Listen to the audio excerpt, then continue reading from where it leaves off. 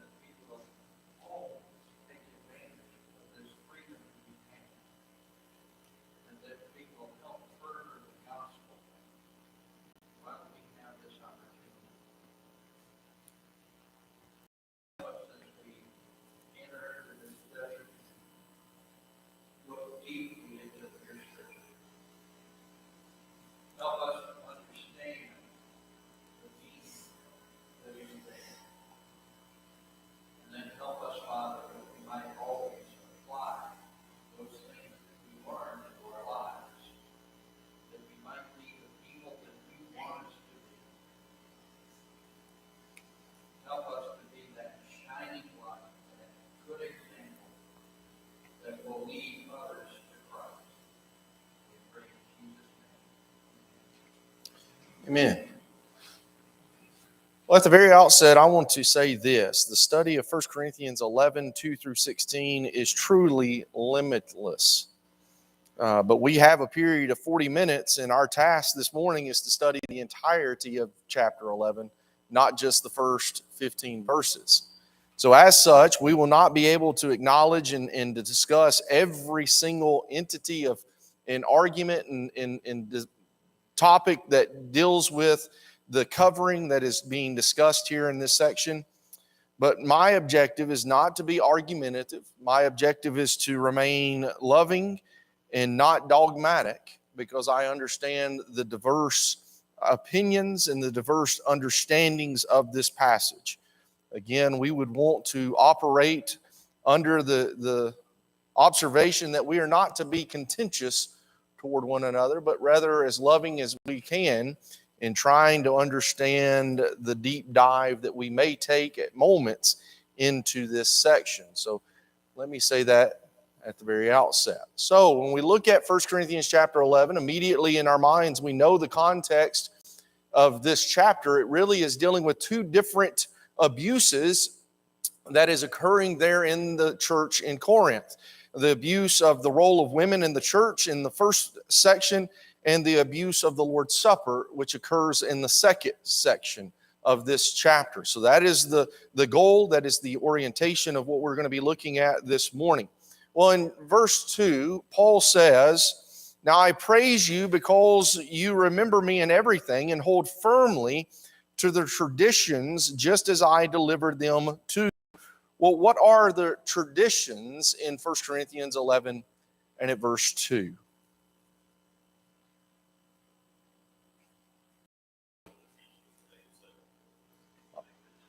All right, so the example and the teachings. And when we look at the word traditions there, I believe that we could include the term gospel or the term doctrine.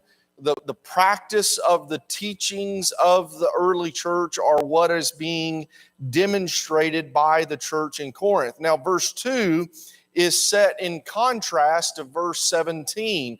Here, Paul, in verse 2, he commends them for them holding to the traditions. But then in verse 17, "I do not praise you because when you come together, it is not for the better, but for the worse." So there's a little bit of a contrast between those two. And really, they serve as the chapter breaks for us. So chapter 11 and verse 2 is the beginning. And then that takes us down through verse 16. And then chapter 11 and verse 17 really begins the second thought or the second argument that Paul is going to make in this chapter. Well, how is it that the traditions had been handed down?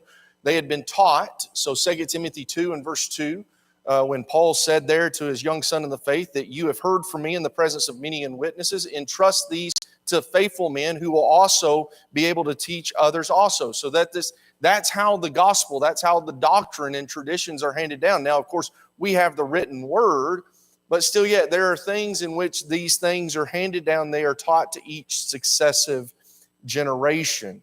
And there's a tremendous value to apostolic traditions that we need to take hold of.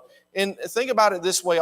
Verse 23, where did Paul get hit? Was Paul an eyewitness to the institution of the Lord's Supper? No, he was not of the 12 at that point in time. But who gave him the instructions of the Lord's Supper in verse 23? The Lord did. And at the end of 1 Corinthians chapter 14, what did Paul say when he came to the conclusion of this unit that we're now journeying into, beginning in chapter 11? At the end of that unit in chapter 14 and verse 37, what did he say? If anyone thinks of himself as a prophet or spiritual, let him recognize what? The Lord commanded them. So everything that is contained in chapters 11, 12, 13, and 14 should be, or could be, in what lettering? Red. Just like every other verse of the New Testament.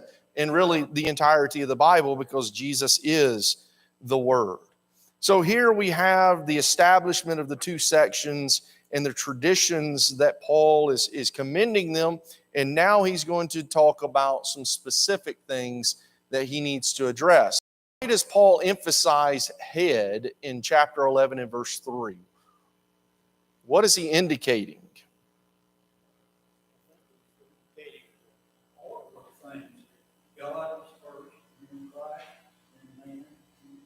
All right, so he's giving us a divine hierarchy, so to speak. So it begins with God the Father. It goes from God the Father, God the Son over man, man over the woman.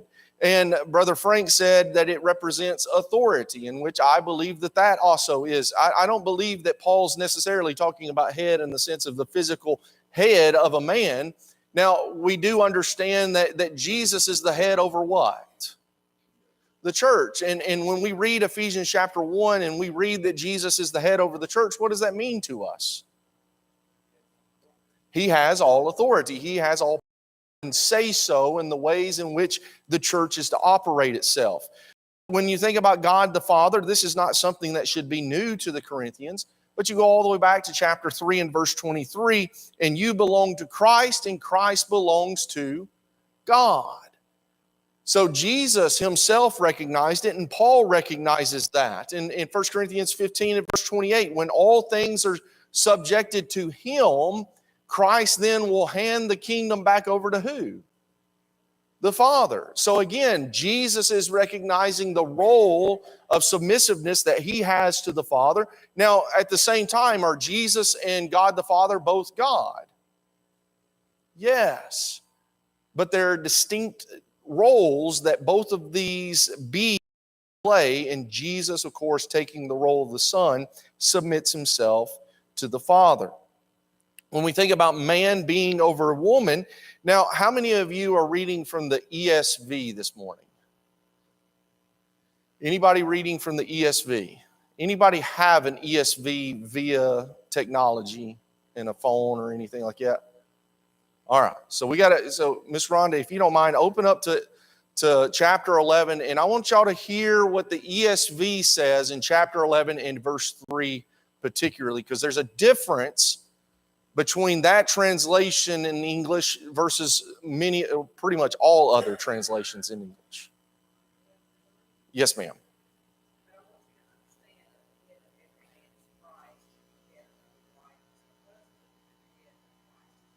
All right, who called it? A wife and husband. So the ESV really narrows the interpretation, and I believe the ESV gives a bad interpretation. I don't think that's what it should be, because when you look at the Greek here, Paul's using generic terms. He's using the term that would be for man in general and for woman in general. He's not talking to wives and husbands. No, he's talking about man and woman in general. So I think that is important for us to see. Now, when we walk through this, When Paul makes this hierarchy and he places man above the woman, is that because of some inferiority? All right.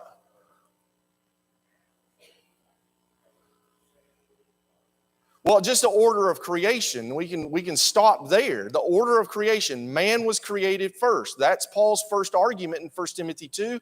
I believe that's Paul's argument even here in 1 Corinthians 11. Man was created first and then woman. Now, there's no inferiority, and Paul's going to deal with this some in the later chapter, later in this section. Does that mean that the woman is not equal to the man in any sense? She is equal in the sense of what?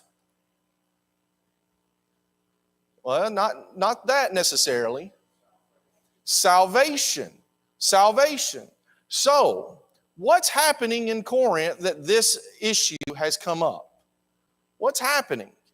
It appears, and again, these are things that we have to go outside of what has been revealed to us to have any specificity on this, so I cannot be dogmatic.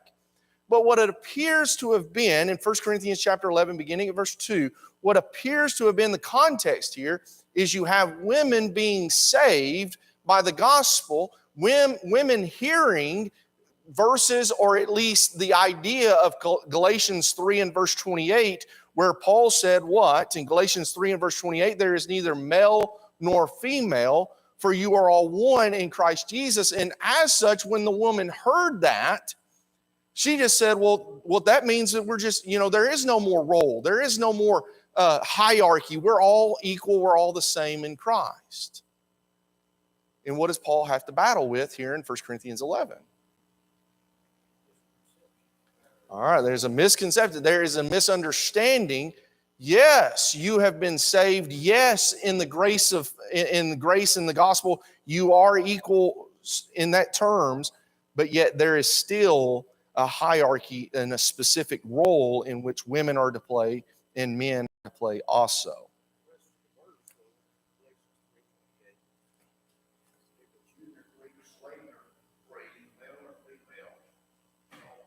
Mm-hmm.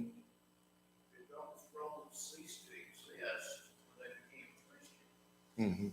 No. Yes. Absolutely. But what is happening in the 21st century? What is Galatians 3 and verse 28 being used for? Is it Galatians328.com you can go to, and what you'll find is the inclusive churches of Christ?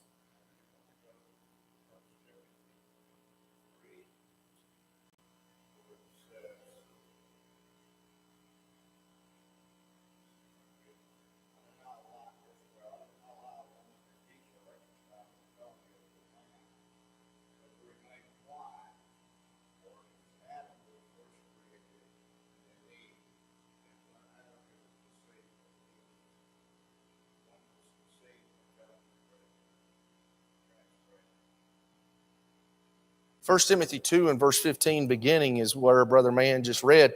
And we need to latch on. I mean, we're taking all of these things, First Timothy 2 verses 12 through 15, and we need to hold on to all this. Brother Frank? Okay. Okay, GAL. Okay, that's the reference or the website that I was talking about.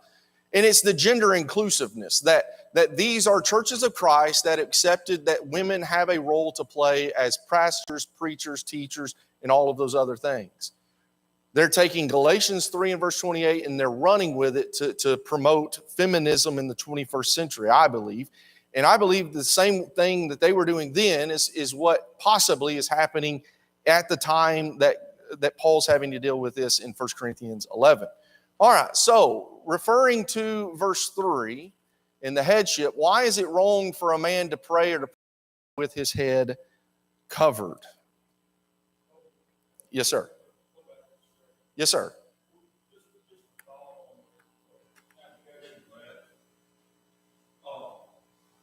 far as authority, we're shown a chain, if you will. Mm-hmm. Every organization has a chain of authority. Every organization in the church, we see it as a chain. And we see this right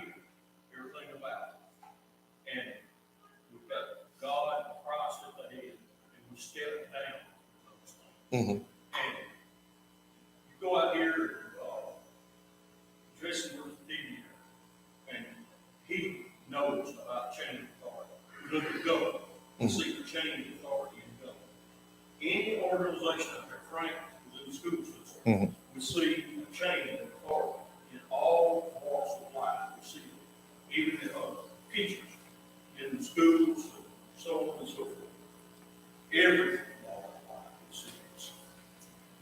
And why do we have anything like you're talking about this group? Mm-hmm.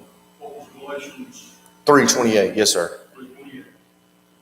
That it come up, it tries to put everybody on an equal basis. Mm-hmm. What if you created a company out here, everybody, that is supposedly what theoretical communism Mm-hmm. would be, is everybody on an equal basis. It don't work. Mm-hmm. No, I agree. It really I agree. don't work. I agree. I agree. And, so I don't see how they come across with this. And well, those groups don't work. No, I agree.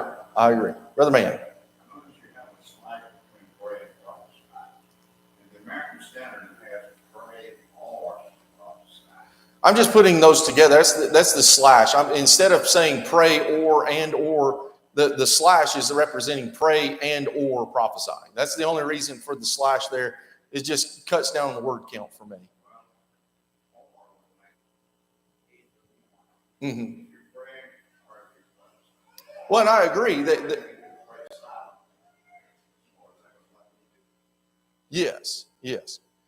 So why is it that Paul says this? Why is it wrong for a man to pray or prophesy with his head covered? All right, he's the image and the glory of God. Going down to the second verses that we look at there in verses, is that 7, verse 7 particular, a man ought not to have his head covered since he is the image and the glory of God. And there we go back to Genesis 1 and verse 26, and let us make man in our image.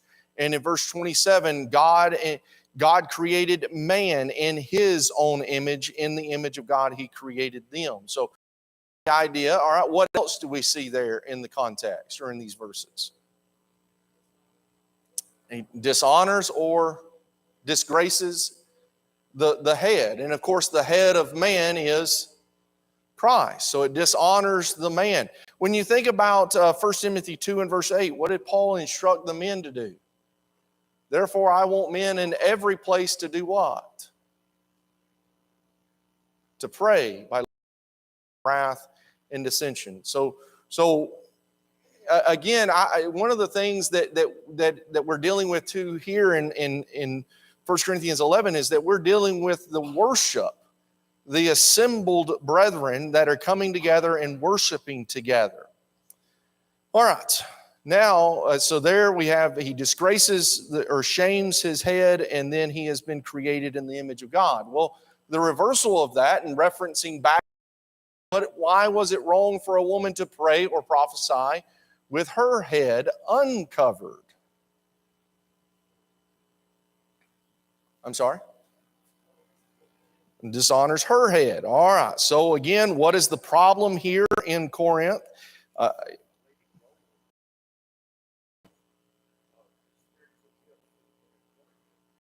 She's taking the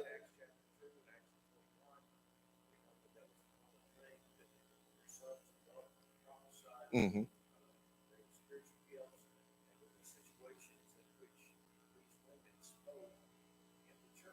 Mm-hmm.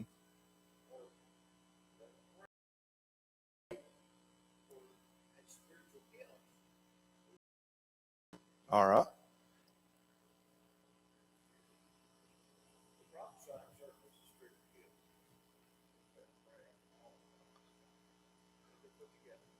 Yes.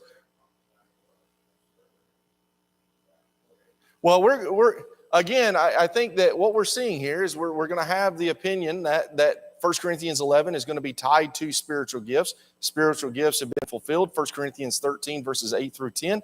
And as such, they no longer exist. Therefore, what is taught in 1 Corinthians 11 is maintained in the time frame which is written. There's a difference, though, that the pos, the word that is given to both as the adjective, praying or prophesying, the adjective can be that the person may be prophesying, but praying continues to happen when? Till today. So as the woman still prays today, why? She is to have her head covered or uncovered. So that's the secondary argument that we're going to see here, and is already being tossed back and forth. So when we look at, the woman here and the struggles that I do have with verses 5 and 6, and this is something that I'm still trying to work through myself, is here Paul says that the woman praying and prophesying with her head uncovered brings shame. Is this talking about a woman praying and prophesying in an assembly? Because then I have to include 1 Corinthians 14 and verse 34. I have to include 1 Timothy chapter 2 in verse 12. I have to include those verses in this. So there's difficulty in trying to decipher exactly what is Paul talking about here. When is Paul specifically talking about here?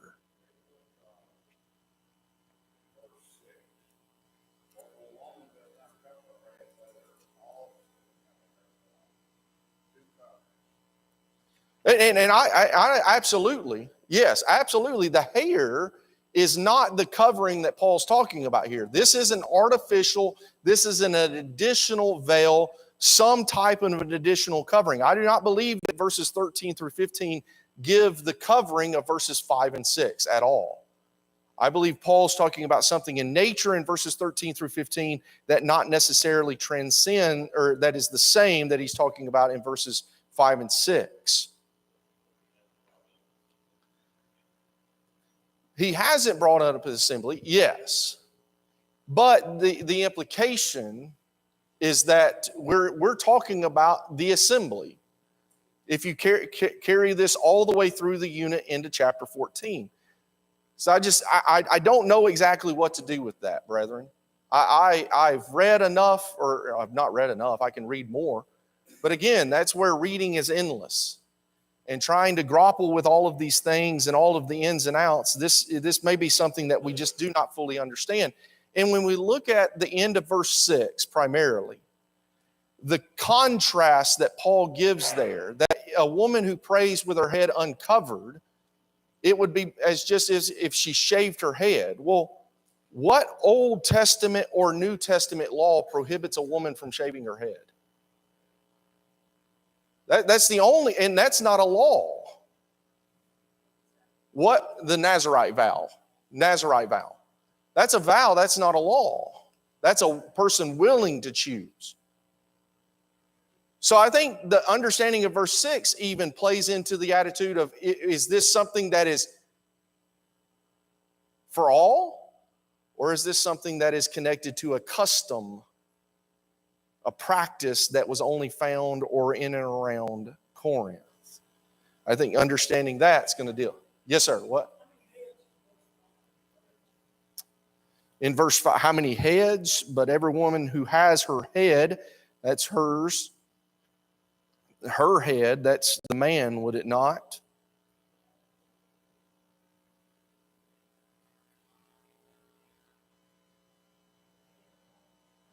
Yes. So she disgraces her head just as the man has disgraced his head.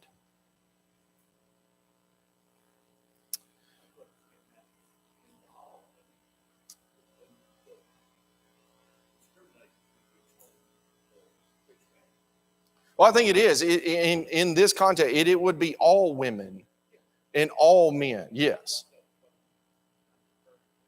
Okay. All right.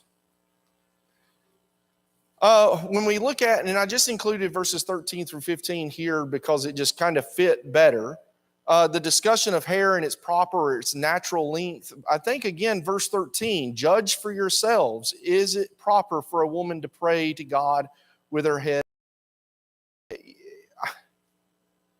When I look at verse 13, I think of this as more of, if the Corinthians were able to judge for themselves, Again, we're not looking at law, we're looking at more of vow, more of a symbol, more of a custom versus a united practice among all.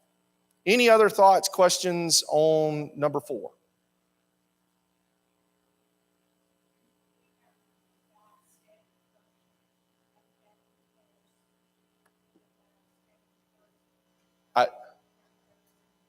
No, ma'am, I do not have the revised with me.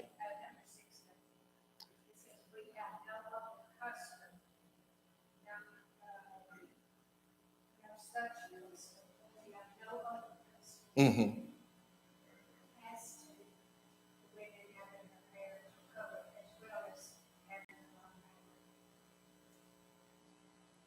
Well, I'm going to hold off for 16 when we get there, because I've got a question just for 16 in just a few moments. Yes, ma'am.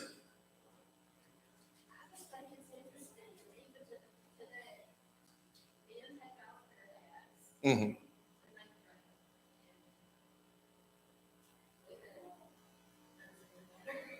Well, and again, I think it becomes a question of decorum. And I think that decorum is not book, chapter, verse. Decorum is society. And I think that's the context of 1 Corinthians 11 is decorum. It is a custom, it is a practice of their culture, of their society, versus that this is something that is to be given to all. Brother Jason.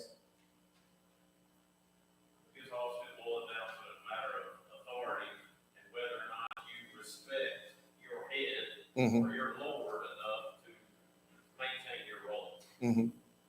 So if a man can dishonor himself by dishonoring his Lord, and a woman can dishonor herself by dishonoring her Lord, is whether or not you choose to stay in your role. Well, and I think that's the timelessness of 1 Corinthians 11. That's the point that carries forward. Yeah, well, and that's from creation. I think that's why Paul begins in verse 3, from creation, there is a divine role that has been given down to mankind. It does not matter what culture, it does not matter what society you live in.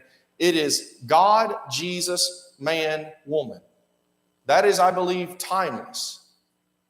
But when we look at the timelessness of that, then we have to bring into the question, well, what then specifically is Paul dealing with in 1 Corinthians 11 that is timeless in the sense I believe there is a distinction between the traditions in verse 2 versus the custom or the practice in verse 16 that they had adopted or that they were a part of.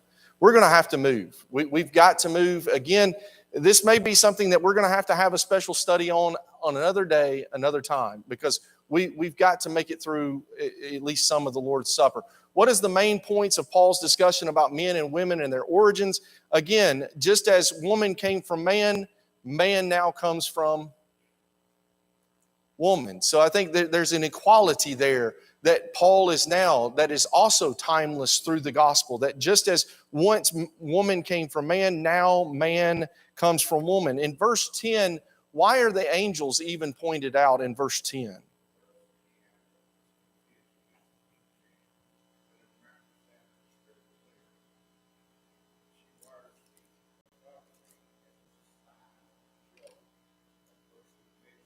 Mm-hmm. Yes. And I think that, Brother Dickey, I think that's where I'm at.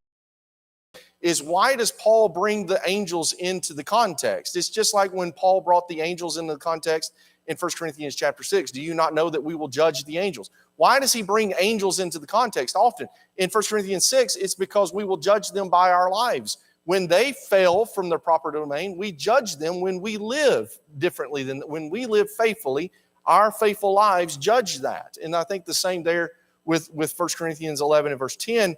These angels are the ones who have fallen. And as such, when a woman does not wear that covering in this context, she is doing the same as the angels. And if God did not withhold judgment upon them, neither will he withhold judgment upon the woman in the context here. But what is also interesting, and something that we always need to take hold of, as you journey through this passage, is it easy for man to begin to have a big head about himself? Well, I'm the head of the woman. I'm the first one that was created. I'm in the image of God. She's in the image of man. Is it easy for man to begin to get that high-minded itself? All right, a lot of women have been mistreated, but what does man mistreat when they mistreat their wife or when they mistreat women? They're mistreating God, because what does God do in every scenario? In Ephesians 5, wives, be subject to your husbands.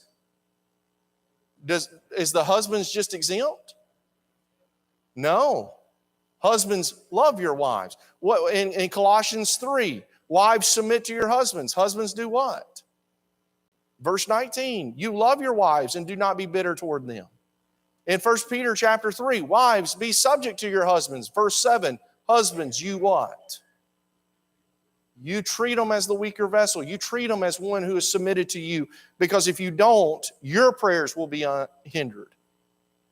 So in every one of those scenarios, and I believe even here in 1 Corinthians 11, Paul always gives the contrast. Yes, you have headship. Yes, you have authority, but do not abuse that. Do not use that to mistreat them.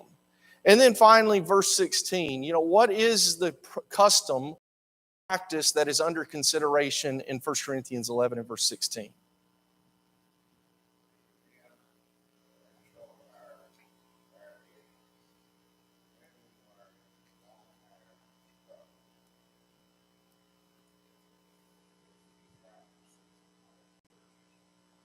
All right, so the custom, the practice is the length of hair, and then also the wearing of the artificial covering, in which I think that it's more of the covering that's being discussed here. The natural cutting of hair, and again, this is, to each society, it's different. Because when I look at statutes of ancient Greeks, many of the ancient Greeks had longer hair. And again, how do we determine what long hair is versus short hair? Can anybody definitively tell me where hair goes from short to long?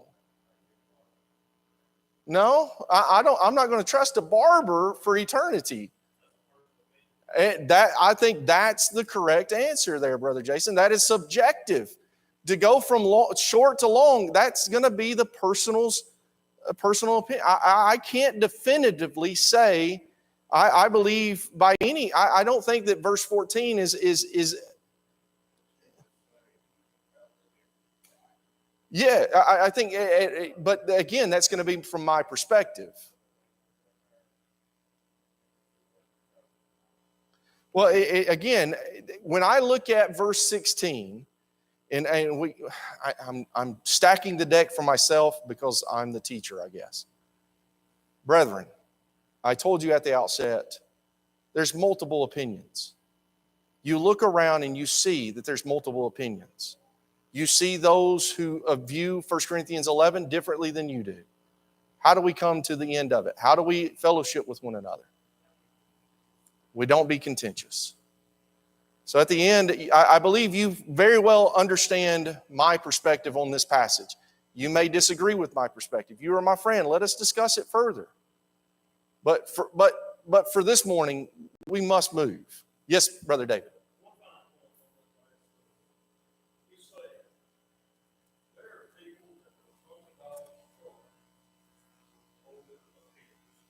Yes.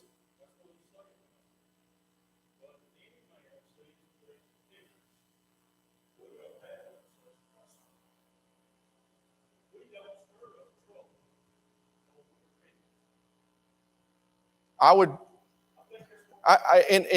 lean that way. And Brother Doris, I respect and I understand that you view this very differently.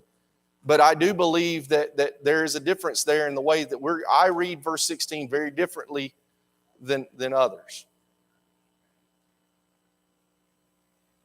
The New American Standard is, but if anyone is inclined to be contentious, we have no other practice, nor have the churches of God.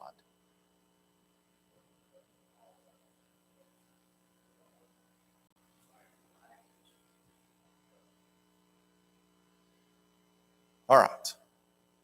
Yes, sir. Mm-hmm.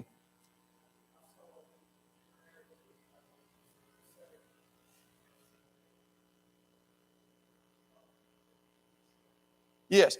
Well, and the what I'm saying there is also in our culture and in our day, are we quick to look at somebody's hair length and say, well, that, looking from the back, well, that must be a man, and then we come around and, well, it's just a lady with short hair. But we also don't know what the lady's been through.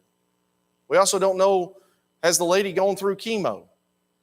And because of chemo, she's lost her hair and she's now just beginning to grow it back. That's where we have to stay away from subjective, just binding something upon somebody else. I do have an article, and I can send this article to everyone, and it's written by Roger Schaus. And it was one of his jump starts a few weeks ago, and it was on 1 Corinthians 11 and verse 14. I'll send that to everybody if you want that. I believe Roger makes a very good argument. The point in Corinth, and the point missing in our culture, is that men are to be men and women are to be women. Don't cross those lines. Don't confuse the two. Women had long hair. Men had short hair. And I think that's the point of the passage ultimately. And the timelessness is just don't blend the two. Don't try to imitate. Don't try to be anything of the two. Where that line is, though, I cannot definitively give a line. Yes, sir. Yes. No, and I knew that. I knew that. All right. Let's get into another one. Let's look at 1 Corinthians 11, beginning at verse 17. How had the Corinthians abused the Lord's Supper?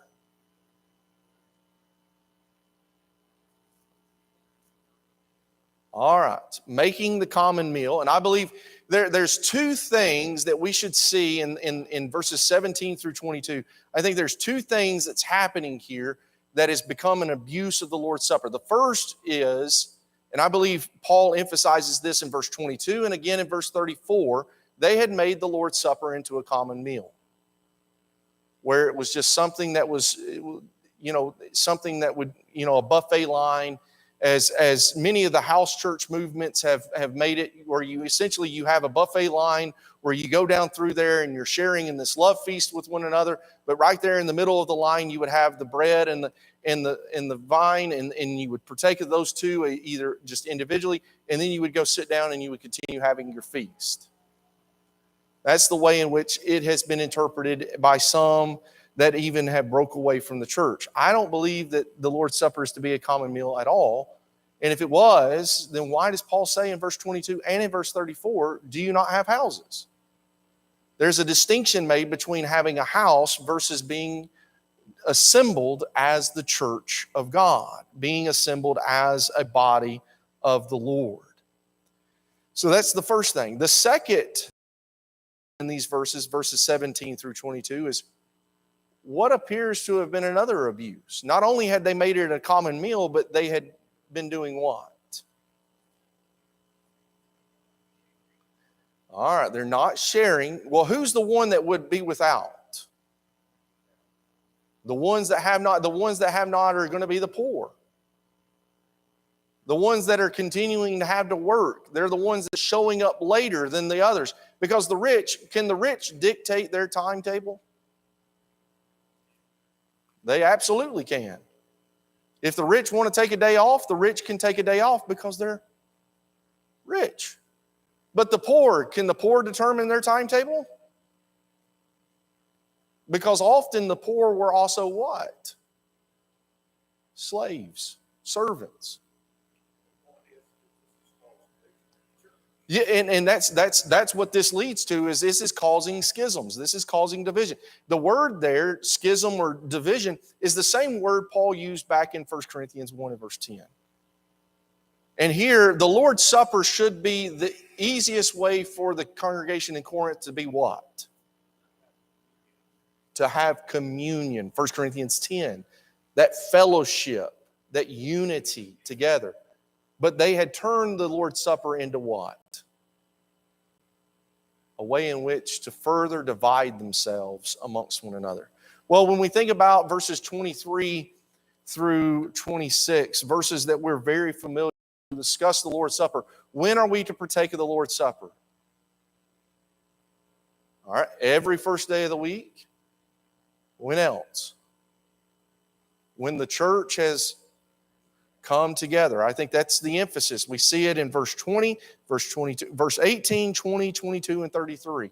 In all of those places, again and again and again, when the brethren, when the church has come together.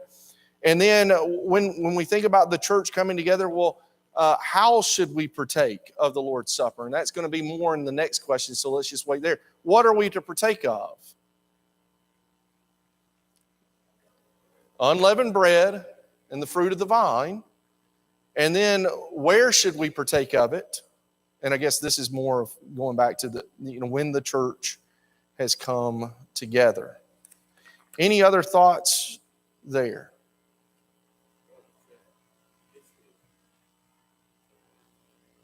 What does it not include? Yeah. Exclude. Well, again, what does it not include? It doesn't include a common meal. It doesn't include making it something that it is a memorial meal.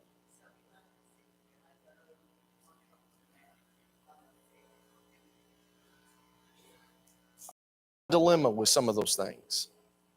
And I think that here we see, again, the church is coming together. Let me give you some basic principles. And I stole this. I can't remember where I stole it from. It was just one of the booklets that I had on my computer. When you partake of the Lord's Supper, for as often as you eat this bread and drink this cup, you do four things. You look backward. You do this in remembrance of me. We're looking back to Him. We're looking outward. And whenever you do this, you proclaim what? You're looking outward. This becomes a moment that not only are we doing this here together, but when others see us doing this, what we're proclaiming at that moment, we are all proclaiming together Jesus' death. We are looking forward. What are we looking forward to? His return, and then we are looking inwardly. Verse 26 or 27, let him examine himself. Oh, absolutely. We're looking upwardly because we're having that communion with Him. Again, reaching back to 1 Corinthians 10. So look up, look back, look out, look forward, and look inward. All of those. So let's go with 5. Brother Frank just added another point to the sermon. All right. Why were the Corinthians being told to examine themselves? All right, to do it for the right reasons. Again, if they were doing this in an abuse, verses 17 through 22, what were they bringing upon themselves? Condemnation. And what are they doing with the blood in the body?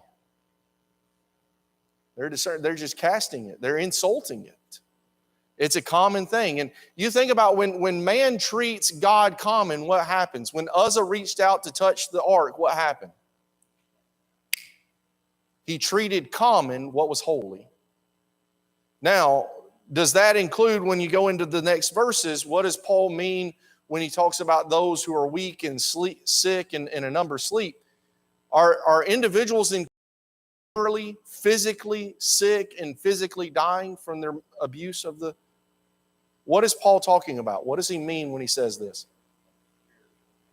Absolutely. I think it is a spiritual manner of weakness and sleep, or weakness, and that even a number are sleeping. They've made this such a contention in such a source of division that they are sleeping. They're losing themselves spiritually because of this.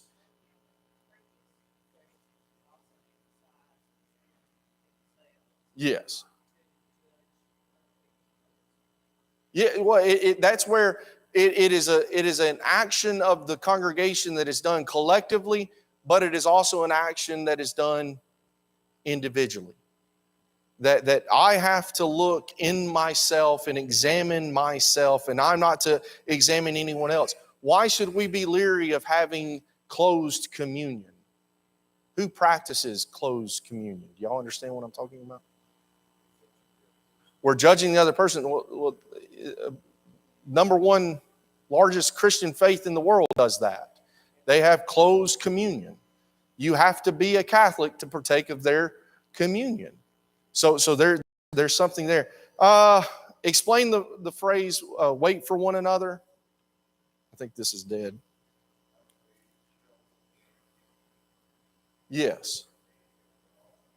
All right. So again, if you have that classes of rich and poor, what should the rich do? They should wait for the poor to be there. And then finally in verse 34, the final question that I asked there was, if the Corinthians were hungry, where should they eat?